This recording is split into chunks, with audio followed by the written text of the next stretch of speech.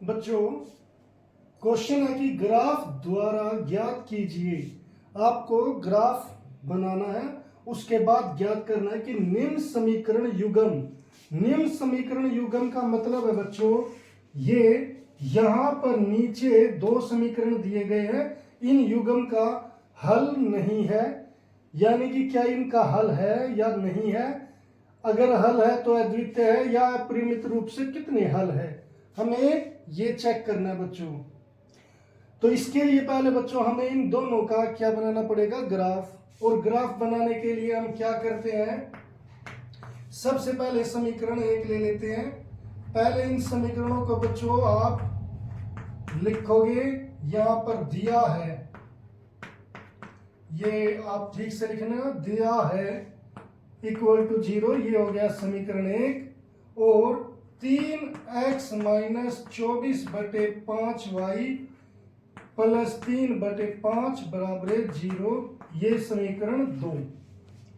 हमको ये दो समीकरण दिए हैं। अब बच्चों पहले हम एक टेबल बनाएंगे समीकरण एक की, एक से, यानी कि यहां पर 5x माइनस 8y प्लस 1 बराबर 0 है। बच्चों इसकी टेबल बनाने के लिए हमें क्या करना पड़ेगा, यहां पर एक हम टेबल ले रहे हैं। इस टेबल में आपको क्या करना है, यहां पर लिख दो x, यहां पर लिख दो y। एक बार x को 0 लेना है, एक बार y को। जब आप x को 0 लोगे तो बच्चों उस टाइम ये x की, मैं यहां पर साइड में कर रहा हूं, आपको ज्यादा मेहनत करने की जरूरत नहीं है इसमें। जब मैंने x को 0 लिया तो ये यहां से खत्म हो गया, भूल जाओ इसे, रह गई ये चीज। अब यहां पर 8y प्लस 1 बराबर 0 है। अब तो इसे सोल्व करना है, तो यहां पर y की वैल्यू निकालनी है, जो इधर प्लस का ये माइनस का हो गया। तो y किसके इक्वल हो गया, माइनस से माइनस 1/8 आ गया। क्या आ गया बच्चों, 1/8। तो यहां पर 1/8 आ गया। अब आप इसे पॉइंट में भी लिख सकते हो अगर आपको 8 में दिक्कत आए, मगर हमें कोई दिक्कत की बात नहीं है, फिर भी हम दूसरे तरीके से मतलब इसे ग्राफ पर फिर भी कर लेंगे। अब बच्चों जब y बराबर 0 है तो ये जो 8y है, 5x माइनस 8y प्लस 1 बराबर 0, तो ये 8y खत्म हो जाएगा, यहां पर रह जाएगा 5x प्लस 1 बराबर 0। यहां से मुझे x निकालना है, तो 5x बराबर 1, ये जो इधर प्लस का ये हो जाएगा माइनस का, और x क्या हो जाएगा, -1/5। अब बच्चों इसका आंसर क्या आ गया, -1/5। तो बच्चों हमने ये टेबल यहां पर बना दी है पहले समीकरण की। अब आ जाते हैं दूसरे समीकरण पर। बच्चों दूसरा समीकरण हमें थोड़ा सोल्व करना पड़ेगा। क्यों करना पड़ेगा, हालांकि इसमें भी आपको कोई दिक्कत नहीं है। वैसे समीकरण 2 से, समीकरण 2 क्या है बच्चों, 3x minus 24/5y plus 3/5 equal to 0। इसमें भी आप ऐसे ही एक टेबल बनाइए, यहां पर एक x और यहां पर y। मैंने कहा कि एक बार x को 0, एक बार y को 0 मान लो। यहां पर मुझे y की वैल्यू निकालनी है, तो बच्चों यहां पर सॉल्व करके देखते हैं। 24y/5 plus 3/5 equal to 0। जब बच्चों x 0 है तो ये x खत्म हो गया। यहां पर y की वैल्यू कैसे आएगी, ये आ गया -24y इक्वल टू, जो ये प्लस का है राइट हैंड साइड जाकर किसका हो जाएगा, माइनस का। अब बच्चों माइनस से माइनस कैंसिल हो गया, यहां पर y किसके इक्वल आ जाएगा, जो यहां पर इसकी गुणा में है 3/5, जो यहां पर 24 गुणा में है वो किस में चला जाएगा, भाग में, और जो यहां पर 5 भाग में है वो किस में आ जाएगा, गुणा में। 5 से 5 कैंसिल हो गया बच्चों, 3 एकम 3, 3 अट्ठे 24। तो यहां पर आंसर क्या आ गया, 1/8। अब बच्चों y 0 ले लेंगे, जब यहाँ पर 3x माइनस 24/5y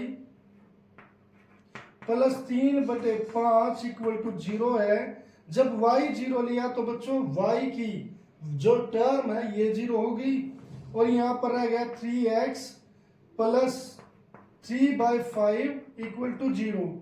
अब बच्चों यहाँ पर क्या निकालना है x, तो x निकालने के लिए ये 3x इधर और जो ये प्लस का ये माइनस हो जाएगा 3/5। अब बच्चों यहाँ पर ये माइनस का यहाँ पर जो 3 मल्टीप्लाई में मैं यहाँ पर इसे डिवाइड में कर देता हूँ क्योंकि जगह की कमी है, तो ये क्या आएगा -1/5। तो बच्चों यहाँ पर ये क्या आंसर आ गया -1/5। अब बच्चों आप यहाँ पर देख सकते हो कि जब हम लाइनें बनाएंगे तो ये जो है ये एक निर्देशांक हो जाएगा, ये दूसरा निर्देशांक हो जाएगा। ये एक ही लाइन के, ये इस लाइन के दो निर्देशांक हो जाएंगे, यानी कि 2 पॉइंट जो हम बोलते हैं वो होंगे, और ये इस लाइन के 2 निर्देशांक यानी कि 2 पॉइंट होंगे, कोऑर्डिनेट्स। अब बच्चों हम ग्राफ ड्रॉ करते हैं। ग्राफ कैसे बनाया जाता है, यहाँ पर हम एक कार्टेशियन प्लेन बोलते हैं बच्चों, हम इसे कार्तीय तल। यहाँ पर एक्स एक्सिस में माइनस होता है और यहाँ पर प्लस होता है। यहाँ पर y प्लस का होता है, यहाँ पर y माइनस का होता है। यहाँ बच्चों ये मूल बिंदु होता है, ये 0 0 होता है, यानी कि x जो चलेगा इधर 0 के बाद, जैसे 1 2 3 4 5, और इधर चलेगा -1 -2 -3 -4, ऐसे चलेगा। y यहां से चलेगा 0 1 2 3 4 5, और y जब माइनस में चलेगा तो -1 -2 -3 -4 ऐसे चलेगा। मगर बच्चों मुझे स्केल बनाने हैं, तो स्केल कैसे होगा, यहां पर देखिए जो x है उसकी एक वैल्यू है 0, दूसरी वैल्यू है -1/5। यहां पर एक वैल्यू है 0, दूसरी है -1/5, यानी कि दोनों वैल्यू क्या आ गई, सेम आ गई। मतलब केवल 2 वैल्यू है, एक तो है 0 और एक है -1/5। तो मैं स्केल थोड़ा बड़ा ले सकता हूं, यहां पर 1, ये 2, ये 3, तो ये हो गया x1 2 3। ऐसे यहां पर -1 -2 -3। y के लिए बच्चों यहां पर 1/8 0 1/8 0, यानी कि ये पॉइंट मुझे 1/8 और 0 ये मुझे यहाँ पर ग्राफ पर शो करने हैं। तो बच्चों 0 तो यही है। अब 1/8 1/8 और 1/5 बच्चों ये 1 से छोटे हैं, 1 से छोटे हैं तो केवल 1 के अंदर ही आ जाएंगे। मगर हम क्या करेंगे, यहाँ पर 1 2 3 स्केल ले लिए, 1 2 3, यहाँ पर -1 -2 -3। आपको ये जो स्केल है बच्चों, जो हमने ये लिए है पॉइंट, ये आपको फुटे की मदद से लेने हैं, वैसे नहीं। जो अपना स्केल होता है उसमें बराबर दूरी होनी चाहिए इनकी, यानी कि पहले आप ऐसे स्केल से इक्वल डिस्टेंस पर, जो इंचीज है या सेंटीमीटर है, इक्वल डिस्टेंस पर ऐसे पॉइंट लगाओगे, फिर उसके बाद 1 2 3 -1 -2 -3 ऐसे करोगे बच्चों। अब पहले ये कोऑर्डिनेट बच्चों x0 और y 1/8। x0 की लाइन कौन सी होती है बच्चों, x0 कहां पर होता है, y एक्सिस पर, ये है y एक्सिस, इस पर x0 होगा। अब y 1/8। अब बहुत सारे बच्चों को क्या होता है कि ये पॉइंट ढूंढने में मुश्किल होती है। बच्चों इस पॉइंट को ढूंढना कोई बड़ी बात नहीं है। यहां पर ये क्या कहता है कि 1 के 8 भाग करो, यानी कि जो ये 1 नंबर है इसके 8 भाग कर दो, 1 2 3 4 5 6 7 8। तो जो यहां पर 8वें में पहला भाग है उस पॉइंट की बात करते हैं। ये यहां पर, ये बिल्कुल यहां पर गया हुआ है बच्चों, ये पॉइंट ये है। तो यहां पर एक कोऑर्डिनेट जो था मेरा 0 1/8, तो ये मुझे मिल गया, वो है ये पॉइंट बिल्कुल 0 से थोड़ा सा ऊपर। स्केल पर मतलब यहाँ पर बोर्ड पर थोड़ा आपको दिखने में दिक्कत आएगी, मगर ये 0 से थोड़ा ऊपर है। दूसरा पॉइंट है -1/5 मैं यहां से ये चीजें हटा देता हूं ताकि आपको ये समझने में दिक्कत ना आए। तो बच्चों दूसरा है -1/5 0। अब बच्चों y0 है। y0 कहां पर होता है बच्चों? y0 की ये लाइन होती है, यानी कि इस लाइन पर अब आपको -1/5 माइनस x माइनस इस साइड होता है। अब 1/5 का मतलब है बच्चों कि एक जो एक है इसके 5 टुकड़े कर दो, 1 2 3 4 5 बराबर, और जो ये पहला टुकड़ा है यही पॉइंट है बच्चों। तो ये बिल्कुल नजदीक आ गए, और इन दोनों पॉइंट को अगर आप जोड़ दो तो ये किसकी लाइन है? समीकरण 1 की। यह है 5x माइनस 8y प्लस 1 बराबर 0 की लाइन। और इस पॉइंट का नाम बच्चों कोऑर्डिनेट ए लिख दो, इसे निर्देशांक के 0 1/8, और इस निर्देशांक को बी लिख दो जी वो -1/5 0। तो बच्चों यहां पर ए और बी ये मिल गया, हमने लाइन का नाम भी लिख दिया। अब बच्चों अगर इसकी बात करें, यहां पर कोऑर्डिनेट ये है सी, ये है डी, तो इसके भी कोऑर्डिनेट सेम है बच्चों, 0 1 8 वो 1/8, और दूसरा कोऑर्डिनेट है -1/5 0। तो वो लाइन भी बिल्कुल इसी लाइन के ऊपर ऐसे ही आएगी। तो बच्चों ये दूसरी लाइन है, यहां पर आप इसको इसका नाम लिखोगे इस लाइन का -24/5y प्लस 3/5 = 0। आपने यहां पर ये नाम, अब यहां पर आपको दिख रही है कि ये एक ही लाइन है, दोनों एक ही लाइन है।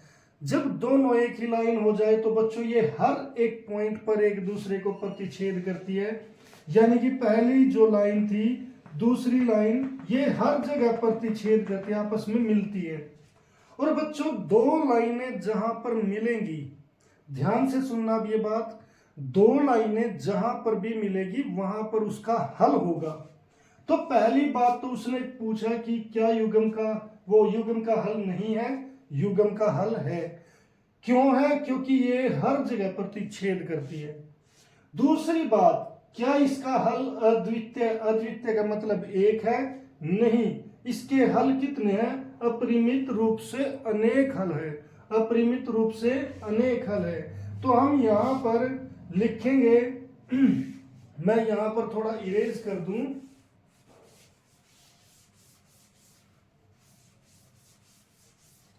हम लिखेंगे क्योंकि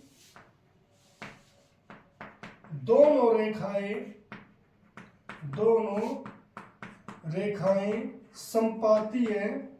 बच्चों जब एक दूसरी लाइन, एक के ऊपर दूसरी लाइन आ जाए तो उसे कहते हैं दोनों रेखाएं संपाती है। इसीलिए इस युग्म के अपरिमित रूप से अनेक हल है, अनेक हल है। तो बच्चों आपको इस तरीके से इसका आंसर लिखना है।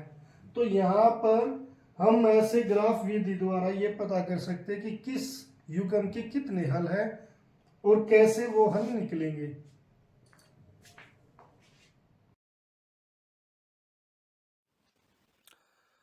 उम्मीद है बच्चों ये लेक्चर आपको पसंद आया होगा, और अगर आपको ये लेक्चर पसंद आया है तो इसे लाइक और शेयर जरूर करें, और चैनल को सब्सक्राइब करना ना भूलें।